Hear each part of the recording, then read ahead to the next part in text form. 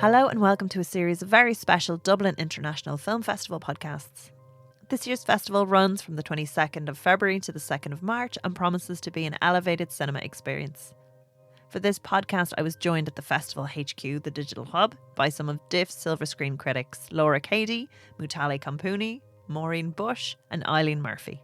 These wonderful writers have been busy enjoying the films at this year's Dublin International Film Festival. So we're going to talk about two films in this podcast, Bye Tiberias and Farewell to Hughes.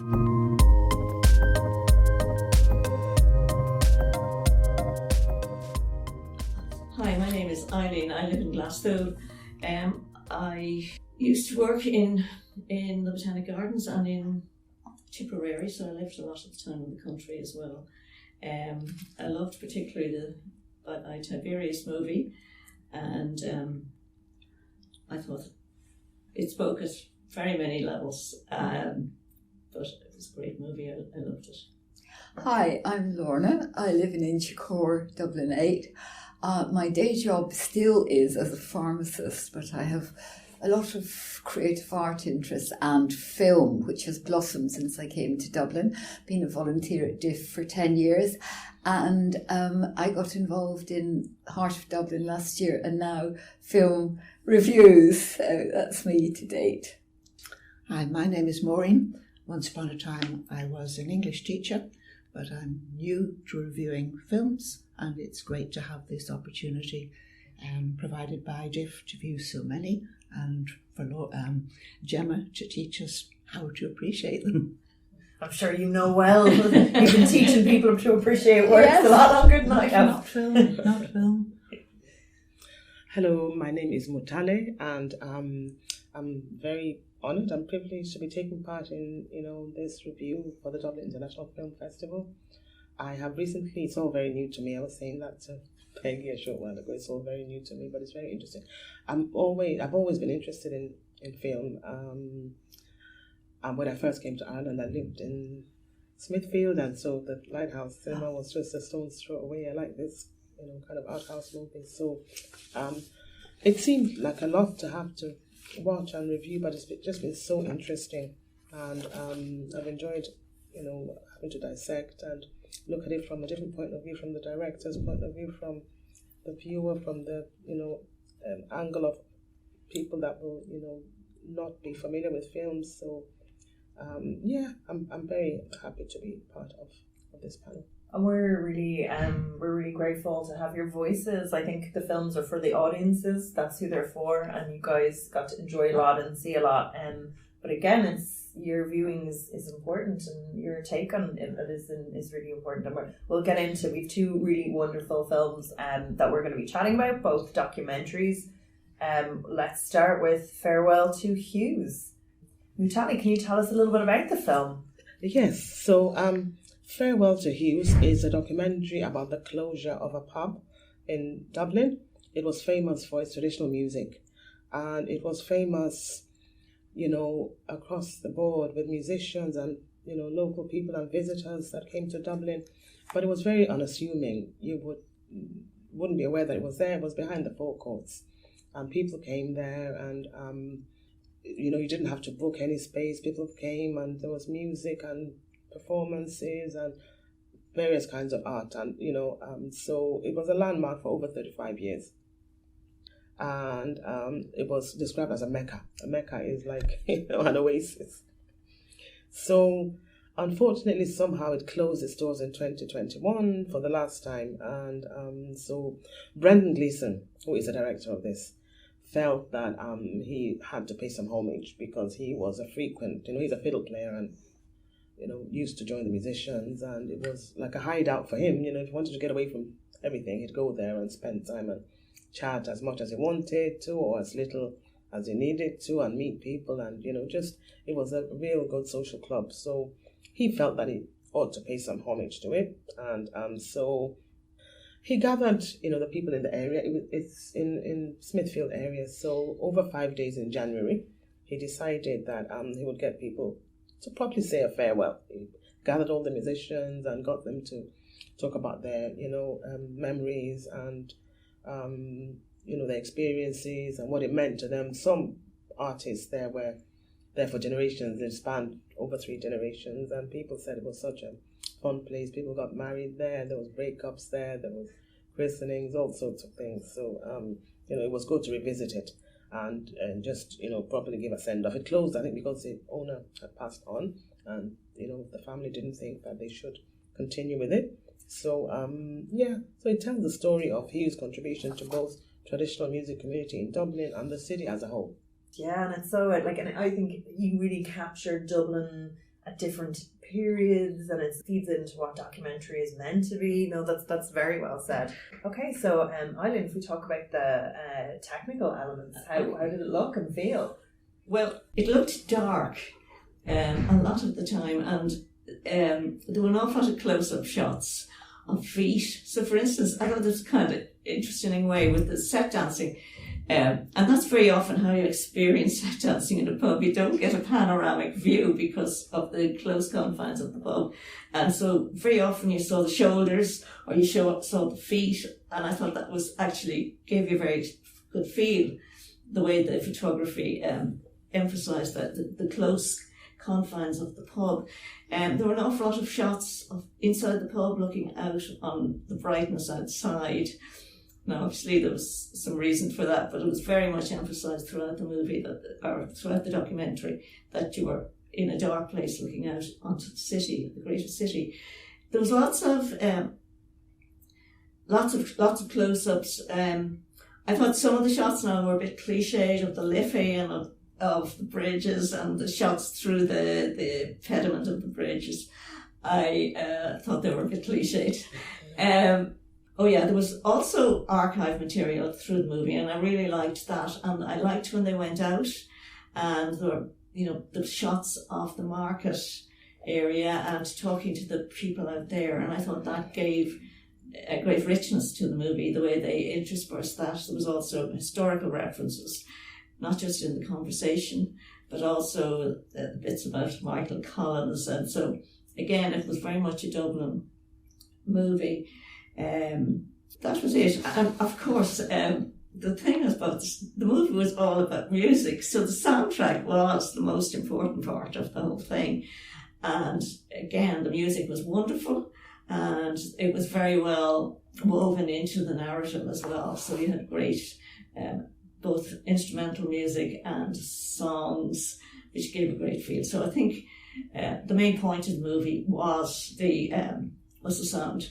And it was terrific, really interesting and really good to hear. I thought there was a second story in the movie that I really liked, which was about the Hughes family. And I think today, in the era of the super pub, that's so impersonal, and I think the Irish pub isn't going to remain as anything that people will be bothered with if that's all we're left with.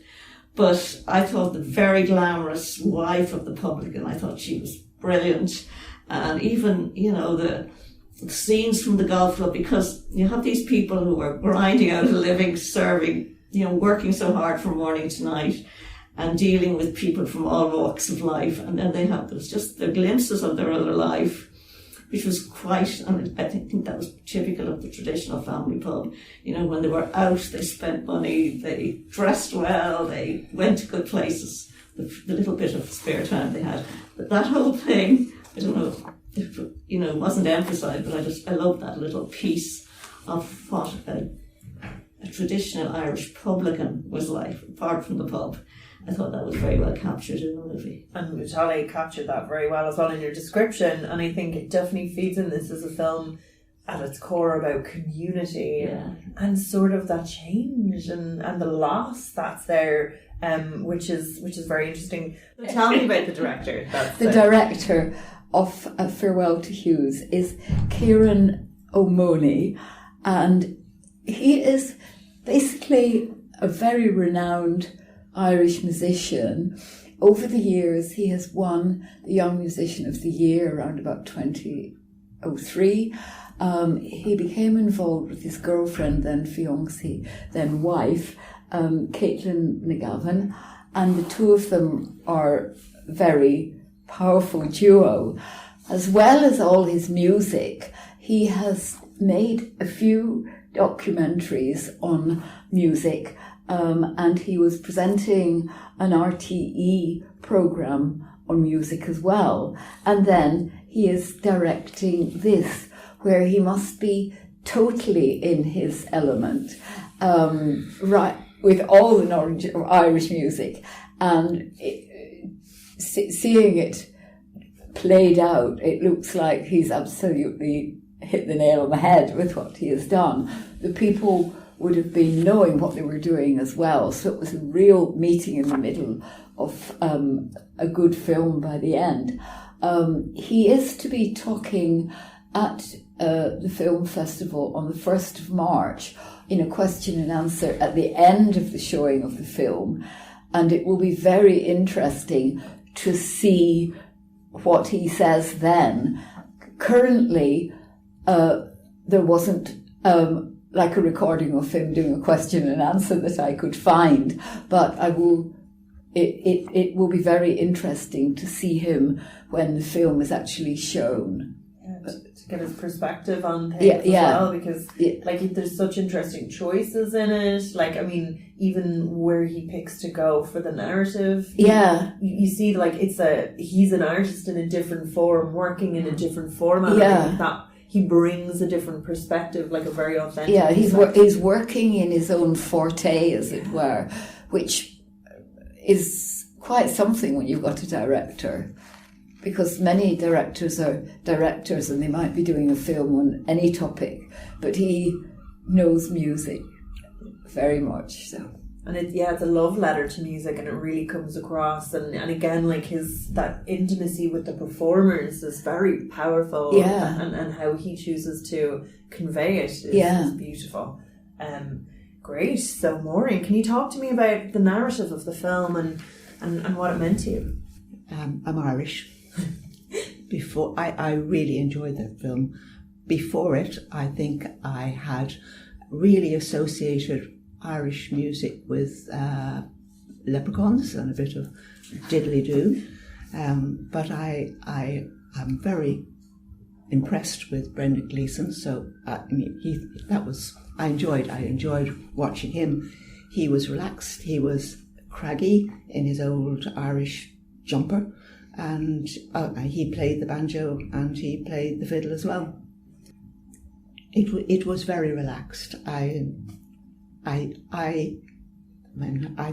actually thought that the photography in it added to it, because nothing lasted very long. I think the main thing about watching it was that there's such a variety of music and nothing lasted beyond it didn't become boring. I thought that the close-ups of the fingers on the various instruments and on the it was beautiful. I thought the light coming through, okay, outside the city was bustling away, but this was a little nest where people had their start, where people got together and from all around the country, and magic happened, and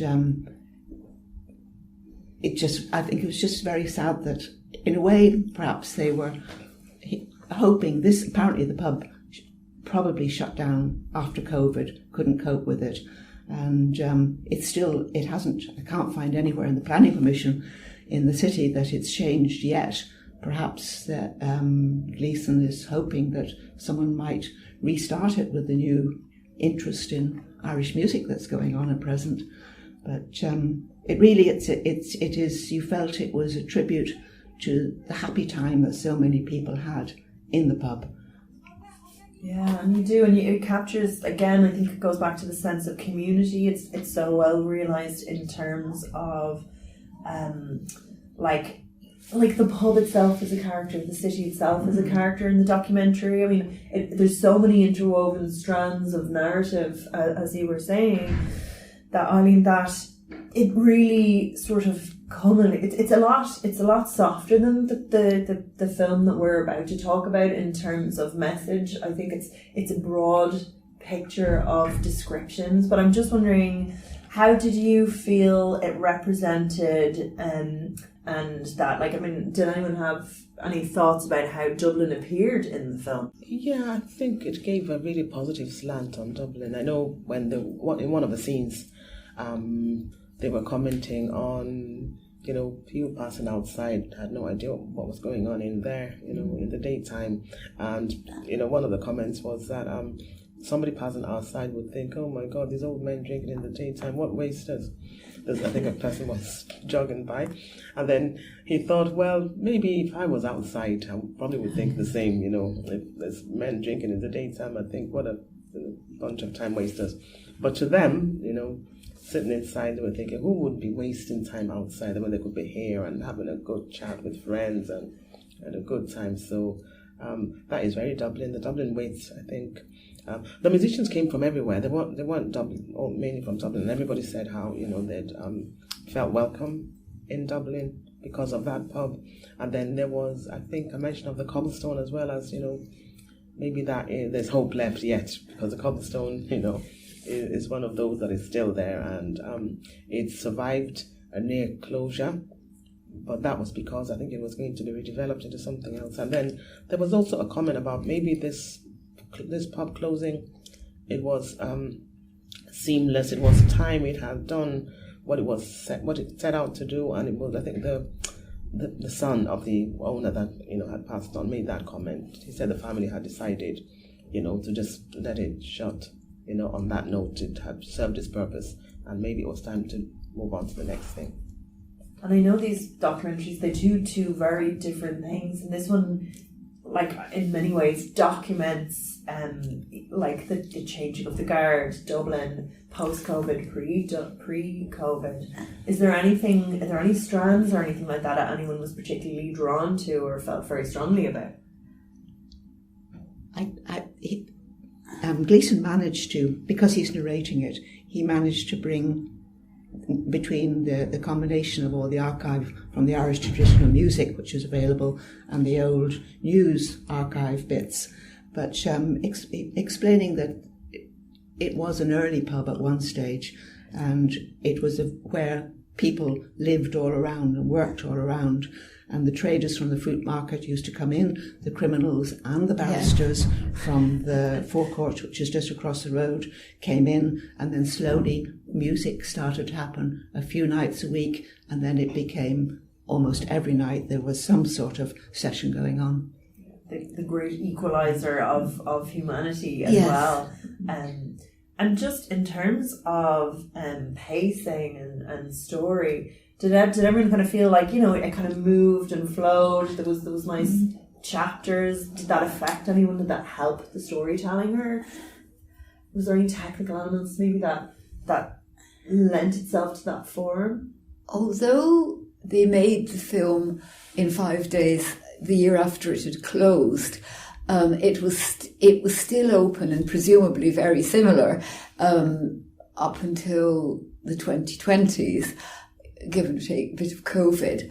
But the snips that they had of the city and the Lewis trundling past, it was obviously a pub with its own soul in modern times, like seeing the musicians out in the pub and the Lewis going past the window. It brought it into modern times rather than people thinking it was made in the 1950s. And I thought that was very good, that the spirit of Hughes was still strong right up until it closed in this day and age, which is a great thing. The way it ends then, they play the Piper's Lament, and then all the credits come to Dublin's Fair City, which was nice. Yeah. And they had a seagull in pale bright sky at the end. Yeah. After all the dark shots, it was very bright ending. Like coming out of the pub at the end of the night. That's exactly, the metaphor. You're into that. It kept, I've repeated that metaphor really, but it was the brightest shot of all, and it was a seagull. But it was a brilliant idea to make the film after it was gone, and it seemed to, as it were, die a peaceful death with the family finding the time was right. But to have the idea to make the film a year later was brilliant, because its spirit lived on, even if just for 5 days. But that was a lovely idea, rather than the fact it was gone and you thought, pity we didn't make a film. They did make a film, and that will live on. Yeah, it was a tribute to the place. And the publican as well. I think if this film had a tone or something underneath it, would it deal with grief and loss of passing on? Would anyone agree with that? Or they do a testament to the publican, and almost like a kind of lament back to what Dublin used to be. Yeah, perhaps. And I really liked, that was, for me, that was the best part of the movie, was the bit that related to the family. Because, as I said, I think family pubs are an endangered thing, and I really liked that bit. I don't know how important it was in the overall scheme of what the director was trying to achieve, whether it was incidental. I have a feeling it might have been just incidental, but it was, as far as I was concerned, that was the bit I liked best about it. And I was kind of thinking it could have been developed a bit more. Because I think, those kind of family pubs, they're definitely a treasure, and I don't think people have any idea, even in terms of publicans who look after people and all that kind of thing, which was very much part of it. It was a trade. You go in and you do an internship and you do a professional barman. And Well, it did come true. That's the other side of it, and sometimes, that's a strength as well. That didn't have to be forced on us, but it did show through in the movie, I think, so that was really good. Definitely. And I think from families is the theme in the two films, and I think that's a nice point to discuss. Bye Tiberias. Yeah, it was named. This is very It was named after the Emperor Tiberias. Many back in Roman days, really. And so it was called Tiberias, and that was the history to the name of the town area. So I found. So was it the town or the lake, or what was the lake? I think it was the lake beside it. Is it not the Lake of Galilee? Yeah, that's yeah, what I think and they said that. the town, a lot of it was destroyed and might have been rebuilt, but it was a Roman emperor was the inspiration for the name. It's one of the 4 holy cities in Israel, apparently. Pardon? One of the 4 holy cities. Something like that. There's so much history in this film, and it's so beautiful. Eileen, would you tell us a little bit about what happened? Well, it's a documentary film, and it's made by Lina Sulalem, and it really relates to her mother, who's a French-based actress called Hayam. So she's the star of the movie, and it's really about family and about sisters and mothers and women. There's all of the women are very strong characters, and all of the men, the uncles and the father, they're all good people too. So it's a very warm film as far as the relationships. So Hayam goes back to show her daughter where she's from. She left, so it's got to do with the relationships within the family. She left, and it says in the film, you never know how to separate from your mother, and so there's a lot in the movie about relationships with mothers and sisters. It's all got to do with this very strong women. There's an aunt who was exiled for 30 years in Syria, and again, interesting how she lived her life in Yarmouk, which was, it says in the movie, the largest Palestinian refugee camp in the world. I don't know if that record still holds, unfortunately, which I thought was a scary thought. It probably isn't in the last few days the largest Palestinian refugee camp any longer. So there's lots of meeting up with aunts. There's lots of archival material from their childhood, and there's lots of reunions. The movie also has lots of very sort of sensuous moments, I think. The bit about going back is relating to let her daughter swim in the sea that she also swam in as a child, and I thought that was it was a beautiful metaphor. And a powerful moment of reconciliation. Yes. The daughter is the Yeah. peace offering Yes. in the narrative. And what's interesting is when we're watching the film, there's almost like three layers of narrative, which is so complicated. We're introduced to it through her daughter, who's grown up, who's talking to her about her life, and then her mother is almost remembering that. But even though that is the focus of the film, like that is kind of like it's set in the 90s, and it's about that, like that is the kind of heart of it. But it's so interesting how everything is set around that. Yes, it's beautiful. Also, I thought there was some very lovely things. The aunt who was 30 years exiled in Syria, and they had a reunion. And I thought one of the things I really liked in the movie, the aunt kept smelling the people who were hugging her and coming back, and so the whole concept of smell, and it is such a powerful and evocative sense. So I found it very. I thought it was a great movie. Family photos, there was a bit of humour in the movie as well. There was great moments with the sisters and the mother remembering things about the mother's married life and things like that, which were very gentle but very funny and beautiful as well. The other thing too was that throughout the movie the political is very much there. So there's lovely home movie footage in it.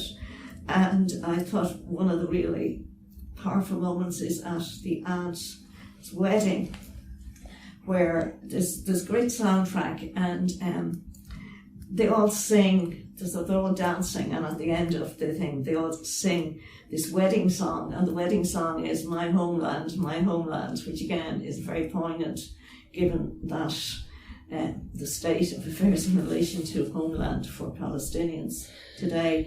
So that was like a very old movie. So there's lots of references to exile and fracture. And again, even things, like at some point in the movie, they mention about the planes flying overhead. This is going, again, in the old section of the movie, the planes flying overhead, they can hear the planes non-stop. So that's something that this woman grew up with. It's constant in her life as a child growing up in that part of the world. It's so sad how this is as timely as ever, and it's so relevant now, and it's so warm at its heart. I was wondering, Lorna, could you tell me a little bit about the narrative of the film? Right. The fact that we have the Gaza-Israel war now, just when people are going to be seeing this, it really hits home hard what a troubled land that is and has been for so long. And when they made the film, they can't have known what was about to happen, which is very powerful in its way. And we're learning a bit more about the history of 1948 and the troubles that happened then, and that Britain had caused a lot of the evacuations and the ruination of the city of Tiberias, which is quite something to take on board for people in the West. And the film does show family connections so well. There's been a family for 4 or more generations that, in spite of all the terrible things in their country, they celebrated family gatherings and weddings and funerals. And then Chaim left, which must have been quite a wrench in a family that was basically very close. But she went to Paris But then she was able to come back later on with her small daughter, and then later again with her grown daughter, who is a film director now, and connect with the family who were still there. And you get this continuity with its terrible ups and downs through 4 generations of the family, and the fact that basically they were still so close.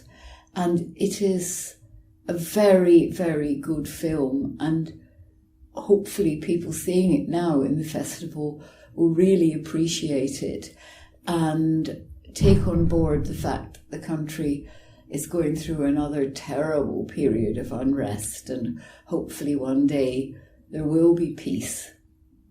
Maureen, if you can talk to me about the technical elements of the film, like it's so beautifully rendered.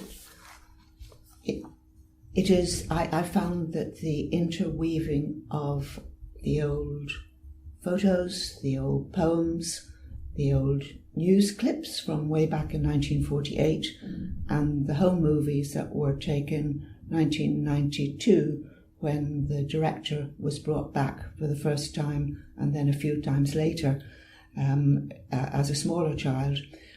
They managed to the variety came in seamlessly, and it was very fluid. And with all the old poems and photographs explain the history and linked it to what was going on when they came back 30 years later. Well, really, the daughter has come back to try and work out why her mother had left the place way back when she did. And really, as part of it, I suppose, was looking for a little bit of a search for her own identity and understanding where this family that was so strong and the memories were so important, where that all was. Anyway, back to the filming. There's musically, it's all done by a guy called Amin Buhafa, who has been very successful, but it's very unobtrusive. It's usually gentle, slightly Arabic guitar music. Occasionally there's a little bit haunting, and it fits in very well.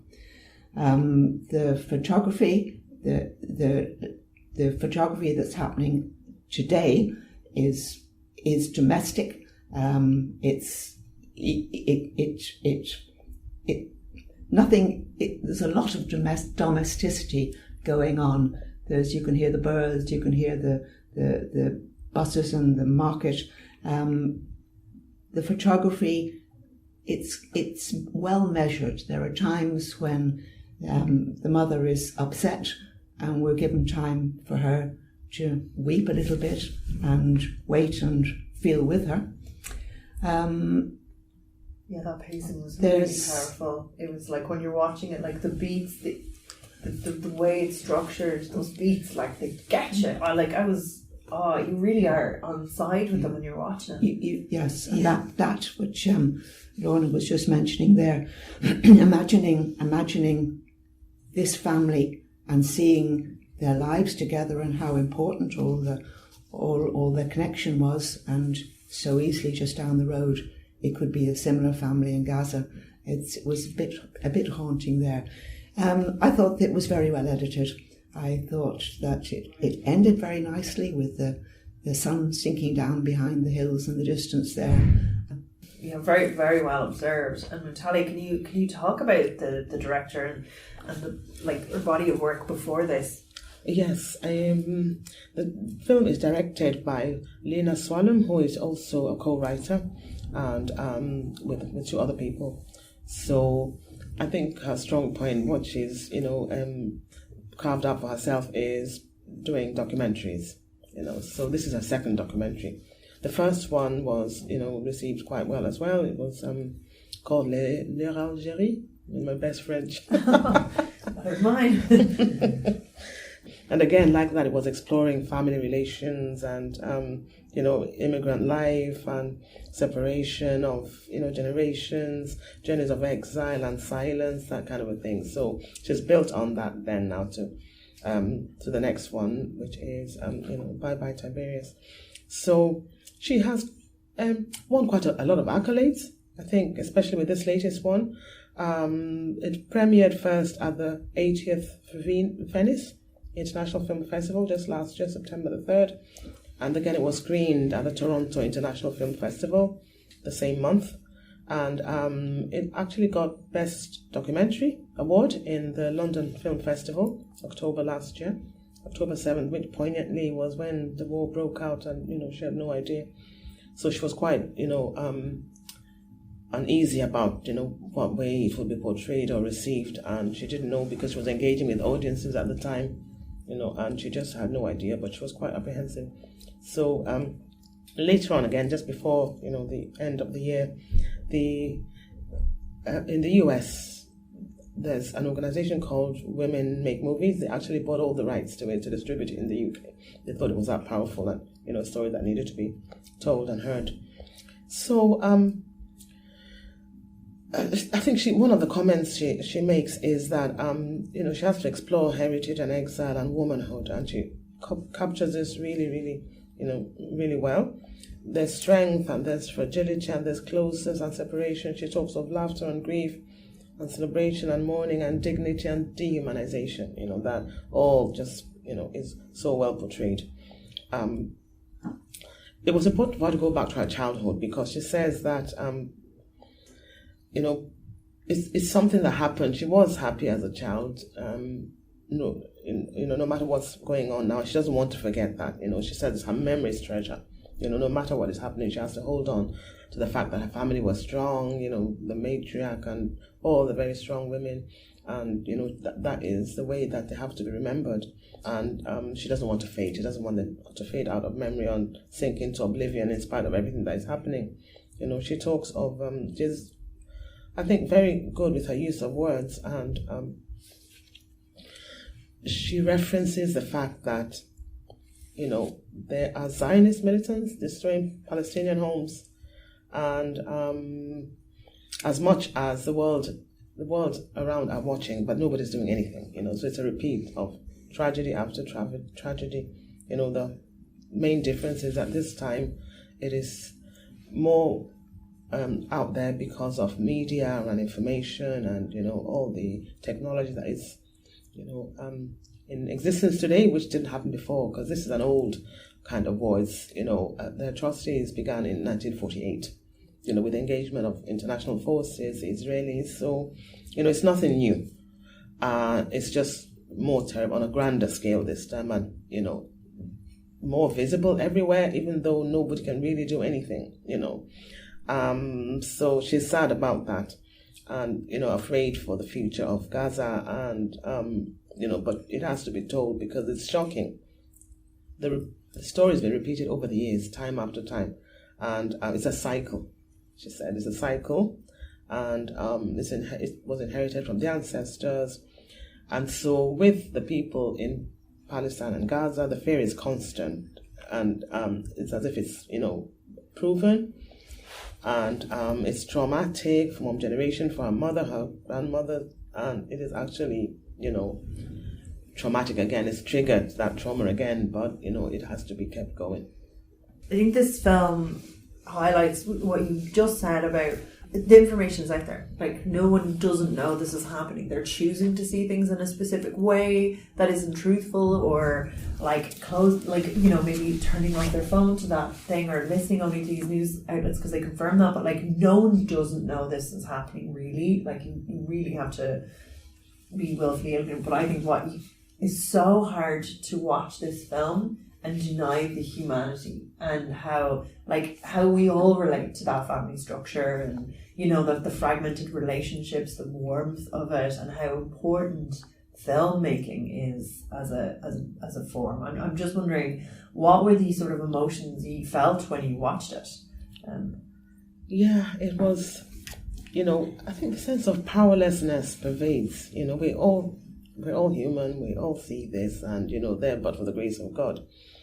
It's different from, the war in the Ukraine. The people had somewhere to go and they were well received in a variety of settings in many European countries. But these people have nowhere to go, nowhere to run, nowhere to hide, just this sheer sense of hopelessness.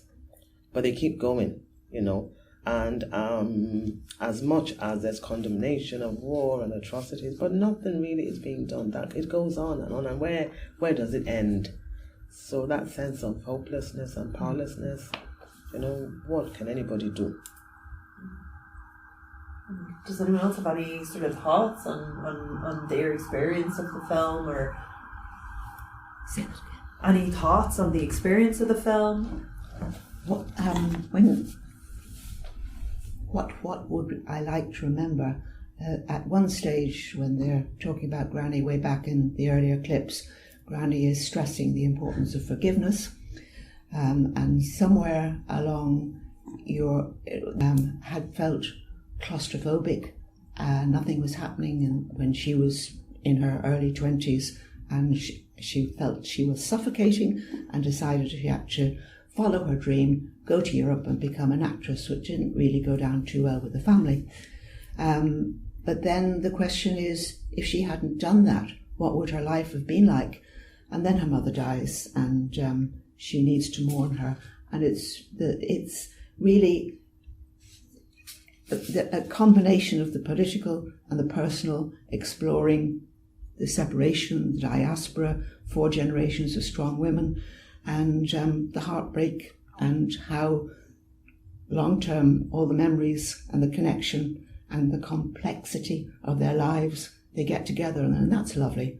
But it's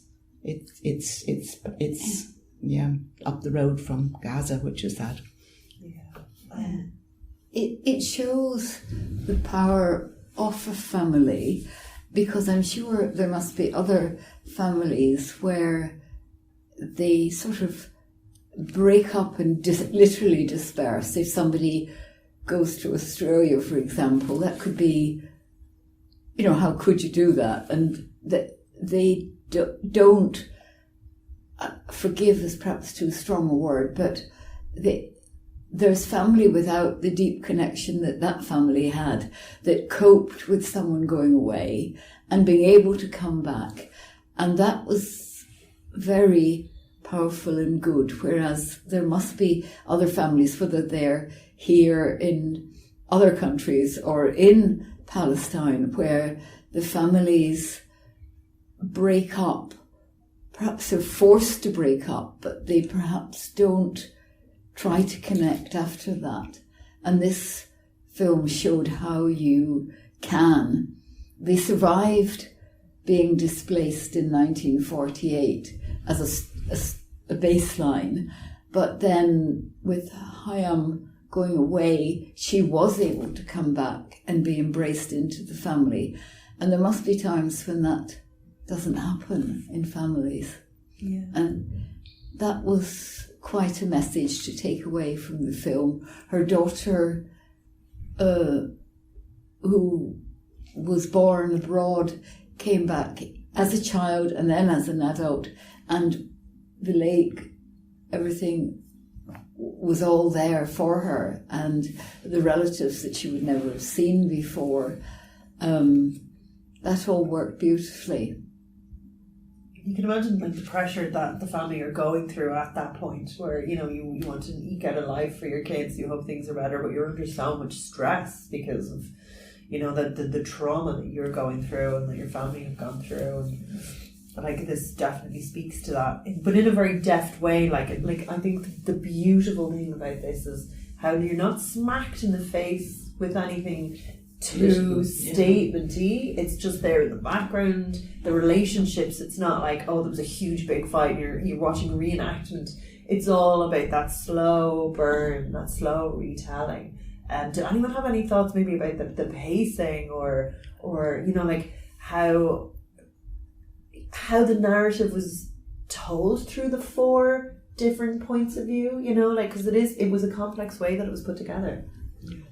There was just a little bit of a different slant on it, I think, when Lena was talking about her father. Her father didn't quite make it. They'd left. They'd had to leave, and then they had to come back. And mentally, it was too much for him.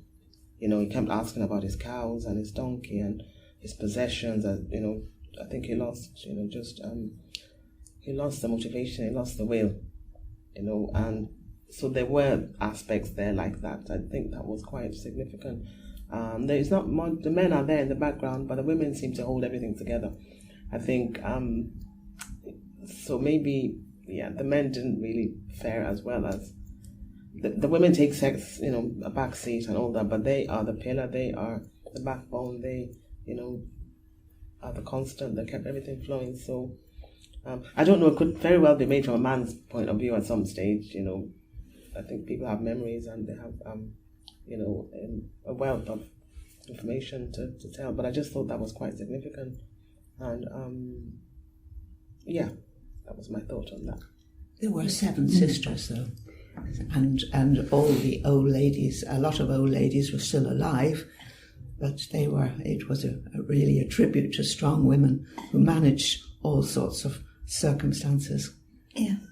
Actually, Lorna, you brought up some of the mixed reviews of the critics, which I do find very interesting, because I think with this, it's not a classical 3-act structure. It's not a classical, here's like a linear story that I'm telling you.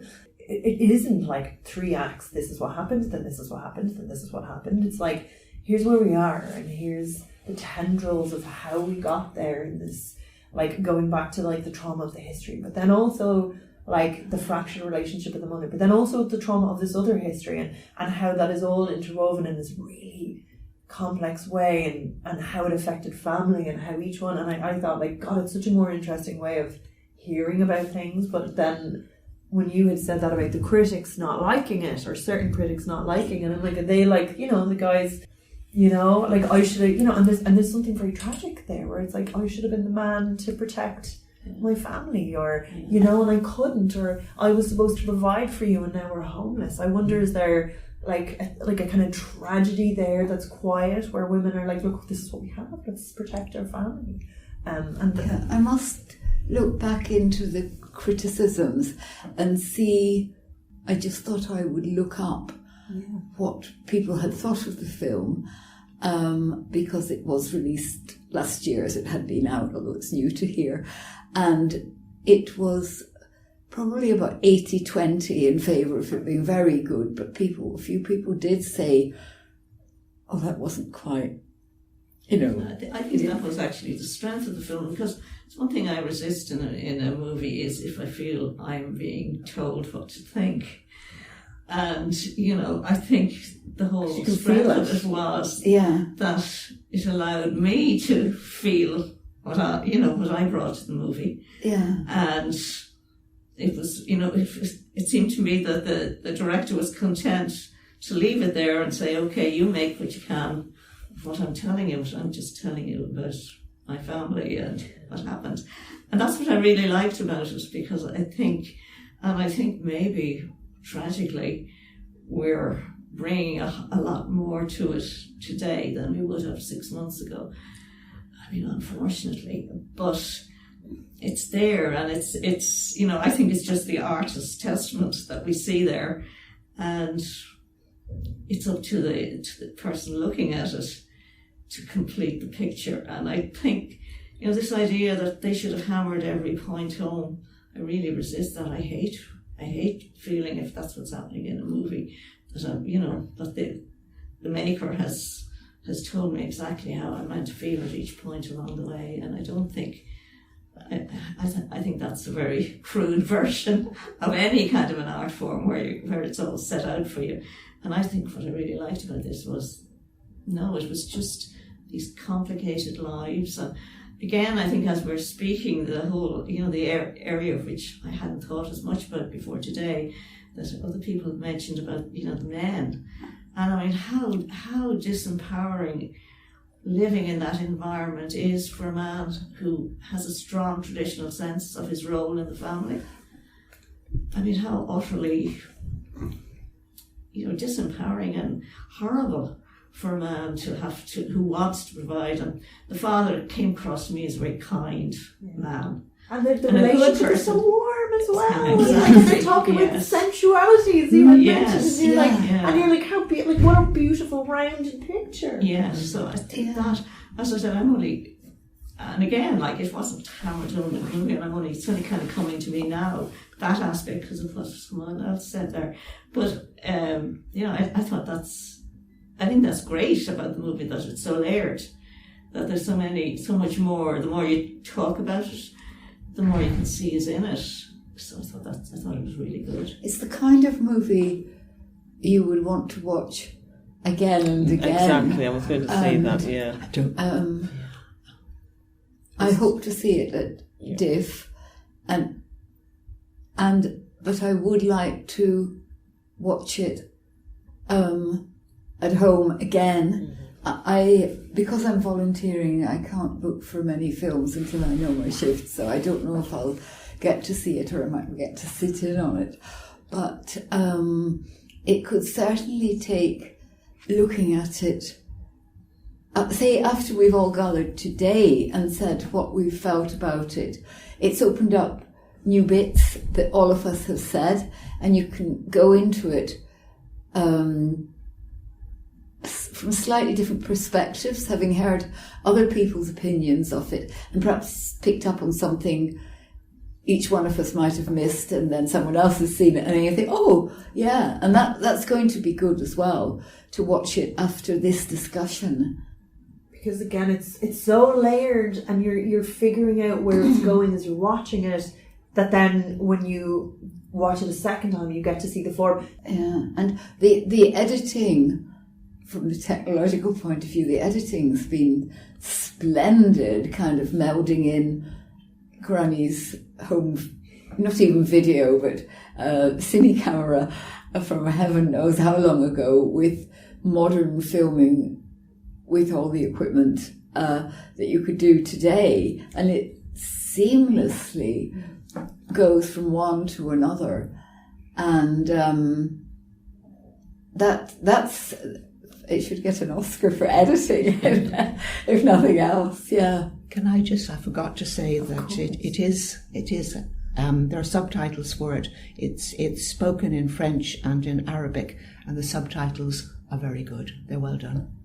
And that it's easy to follow, and I kind of think as well, like it's you're sort of brought on a journey. You don't feel like you're being led anywhere either, though. You're kind of invited, and it's so intimate. Like the level of like a level of kind of access you get to this family, like it's not overly emotional, but it's very emotional, like it's so intimate. Like you do feel like someone has kind of creaked a little door and let you peek inside their soul with this. Even sort of very simple things like taking the photograph on the balcony, and then they all fall down. It was so real and so typical of what happens with families, and you're trying to take a family photo, and they're just very simple things, but I thought they were so well done and truthful, and or well captured and put together. But the bickering for me was the one that got it. Like that real affectionate slagging, or that what are you doing? But there's such warmth behind that. Yeah, the grandmother was trying to portray how I don't know what way to describe it. She didn't look at any man until she met her husband, and she didn't engage in any hanky-panky and that kind of. And somebody said, well, how did you get your 10 children then? They didn't just appear out of the air. I thought that was really great. Yeah, they were all so comfortable with each other. They were able to call her out. She was, but if they weren't comfortable, if they were, not that well, close, there were no closeness, or they wouldn't have said that, but they felt comfortable to say that, and she just, she didn't give out, or, she just kept quiet, and I don't know what she said after that, but... Actually, it was a very good feat of directing, considering all these women were known to they were her family. So she managed that very well, because she was involved herself, and I think she did a great job in that as well, because sometimes your closeness to the characters in the movie could slant it a bit either way, or maybe it did, but I still think she did a very good job. And I suppose she, as Lena, as a young woman, was telling her what you might say elders and betters what to do in terms of the actual moving about and directing the film. So they nobody seemed to, it didn't come over that anybody had objected to her directing them, which is another good point in the film's favour. Because our mother is an accomplished actress in her own right. Yes. So it took a bit of respect then to just, let her get on with it. And her father, I think, as well, is also an actor. And so there was a comment there of, does she think the making the film brought them any closer? And she said, not closer, but more as equals. Both equally strong women, talking about our history and that. She made that comment. Yeah.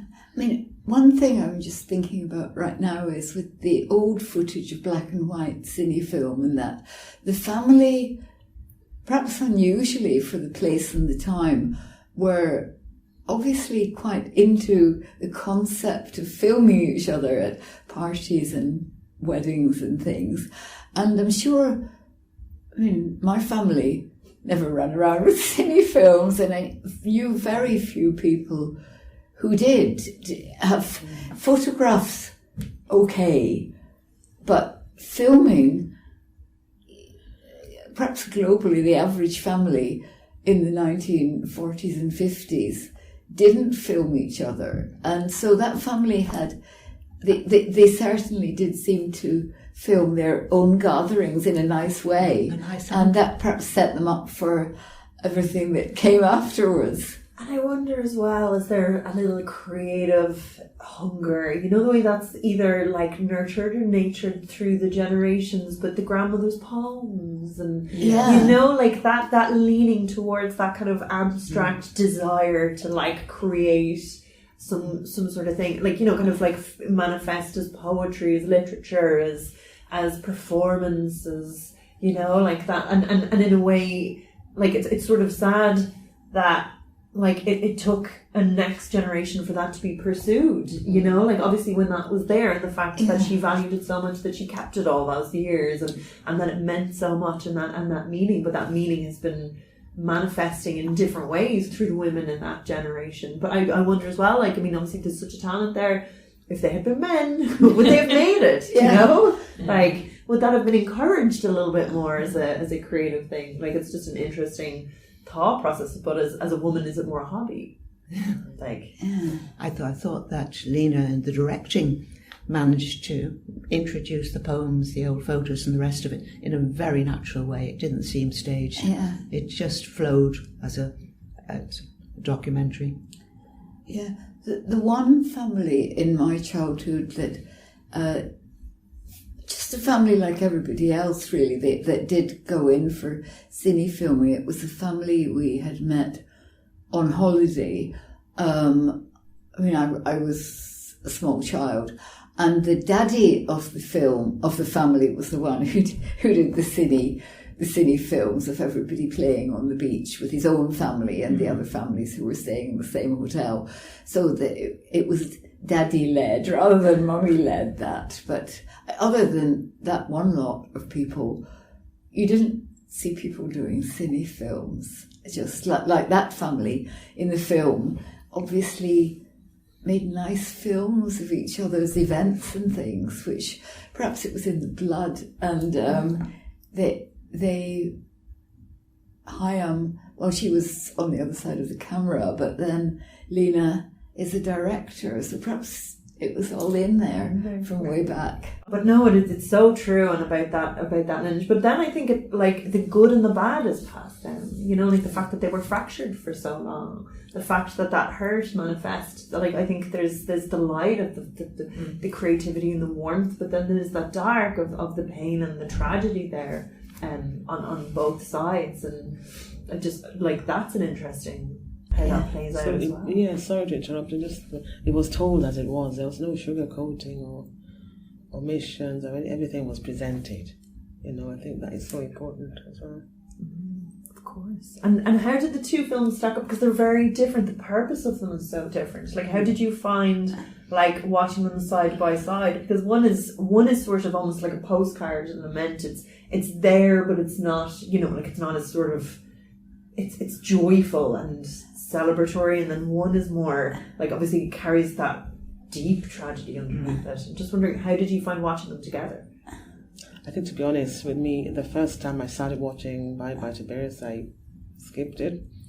I wasn't, I thought it's a bit heavy going, and I watched the other ones, and then I came back to it when I thought, I could, I hadn't read any reviews or anything about it. I just saw the start of it, and it was about, 1948 and occupation and bulldozing buildings, and I thought, I can't deal with it because of what's happening now. Yeah. But, I thought, well, I've got this list, I've got to get through it, so I wouldn't honestly be able to say I've critiqued things that I haven't read, watched through and through. So, so I braced myself then to watch it, and it's very powerful, very necessary, timely, and I think it'll be, in future it'll be a talking point, I think, for a long time to come for Lena Swallow. I hope people can watch it and not avoid it because they don't want to be reminded of Gaza. And I watch it and not think, no, I don't want to watch it again, because if we all thought like that, nobody's going to change the situation. Or I gather that it's being put forward offered up for the Oscars by Palestine, which hopefully will keep it important. It's important. Very important. And actually, you were saying that it's tough. Like, it is so tough, and it's sad, but it's also life affirming. Like, I didn't. I don't think I found it as depressing as everybody else. I find the current situation in Gaza profoundly depressing, but I actually found the movie quite joyful in many ways. That it's celebratory and there's a resilience in these women that has survived so much. I mean, it is like, oh, for fuck's sake, we have to survive continuously again. But there is like, look at what these women have overcome, and look at the bonds that they built and what they've created in their lives and their family. Like, it celebrates that in a way. I think it does. So it's balanced. It's not like just if someone's listening to it, you're not going to go in and go, oh, this is like a kind of drain the whole way. It's beautiful. Yeah, and the other thing too is, the narrative that allows like thousands of children to be eliminated rather than killed, which is what it is. I think it's just it's so necessary, because we see these are people, they're not just statistics that have to be eliminated in order to protect the defense system of another group. So I didn't find it depressing. I think as a movie, I found it beautiful. I think having Gaza down the road emphasised what real life could be like, and I think you warm towards the family and realise this is what should be like. But on paper, if you saw the trailer of the of the things, you were going, it's more like you would be going, oh my god, like, are you ready for this? But it's there's a nuance that, like, God, but I would totally see it, because it is like, it's overwhelming. Yeah, I wonder how the family feel with everything that's happened since October with Gaza and Israel. I wonder what impact that's had on them.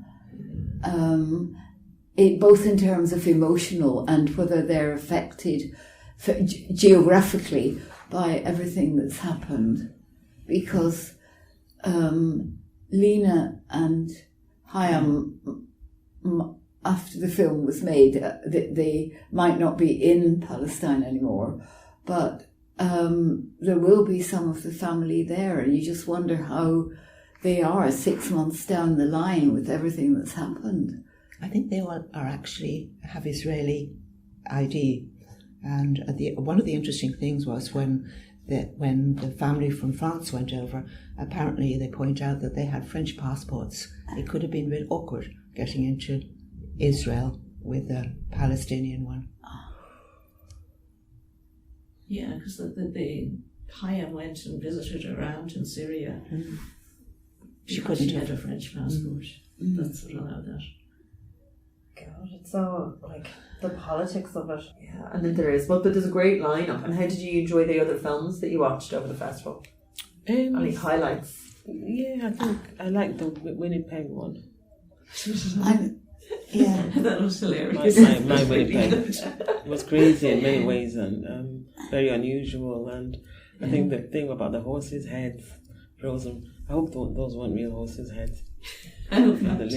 No, I liked I that. thought the Iranian director in Australia was an absolutely brilliant one, but a bit complicated and a bit long to do a review on. The child in it was amazing. Which one is it? Shia. Yeah. And I did Idel and about I watched those as well, yeah. which I liked hugely, and I thought as a being able to identify, okay, some of the they were wearing dresses and clothes and things which were a bit unreal in where they were, but portraying Africa and what it was like with climate change coming just made you think beyond the plastic, the new recycling bottles and stuff like that. Yeah, God. Okay, yeah, that does look interesting, and that's part of the retrospective, is it? Yeah. So thank you all for chatting. It's been so interesting to listen to your takes on the film, and they're two very different, interesting films. Thank you. It's great to be here. Thank you It's very great much. being here. Thank you for having Did you feel us. so